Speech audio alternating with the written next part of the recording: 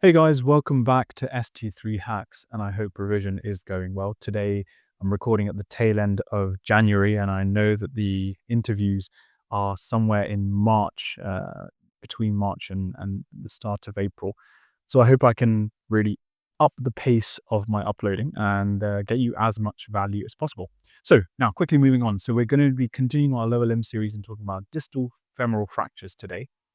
The background knowledge that you need to know before you walk into the station is that distal femoral fractures typically occur in the distal diaphysial-metaphyseal junction and may or may not extend into the joint, and that's what you really need to figure out. So you should be comfortable describing extra-articular fractures, supracondylar fractures, intercondylar fractures, and recognizing the risk that distal femoral fractures can have intra-articular extension, and hence the management completely changes because anytime an articular surface involved, you cannot have relative stability. You need to fix it with absolute stability because you want the joint surfaces to be as close to anatomical reduction as possible.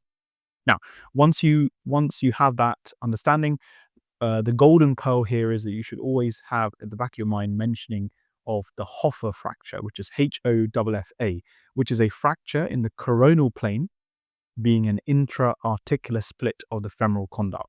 And these are very easy to miss on plain films and can be present in up to 40% of distal femoral fractures. So from a biomechanics point of view, the deformity makes sense. The quadriceps and the hamstring shorten the femur, while the adductor magnus inserting near the adductor tubercle pull the distal fragment into varus or valgus, depending on the fracture line. And that explains the deformity that you see around the deforming forces on the X-ray. Key concerns in this station are that these are normally high energy injuries and therefore should have an ATLS workup to rule out life or limb-threatening injury. You then want to exclude any open injuries or any signs of compartment syndrome, neurovascular damage, specifically mentioning the popliteal artery. Moving on to your triple assessment, you should start taking a detailed history, including time, mechanism of injury, relevant ample and social history. Your investigation should involve a trauma blood and preoperative workup, after which you want your scans, including an X-ray and the CT, to delineate the fracture pattern and guide your surgical management. And if you're concerned, you can also mention the fact that you would perform an ABPI and consider a CT angio if you have concerns about an arterial injury.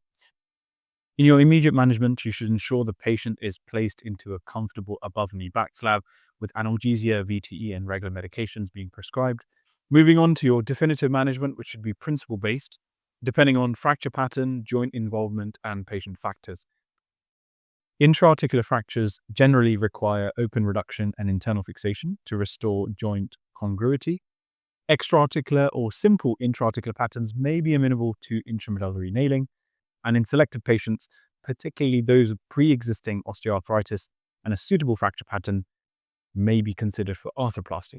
The key is not choosing the operation, but showing that different options exist, and hence this would normally be led by a MDT approach in a trauma meeting. Moving on, post-operative complications are something that's often asked, and you can again break them down into general surgical and then procedure specific. In this case, symptomatic metal work, because they may be quite superficial on the lateral or medial aspect of the knee, may be something to join in your list along with your general surgical problems.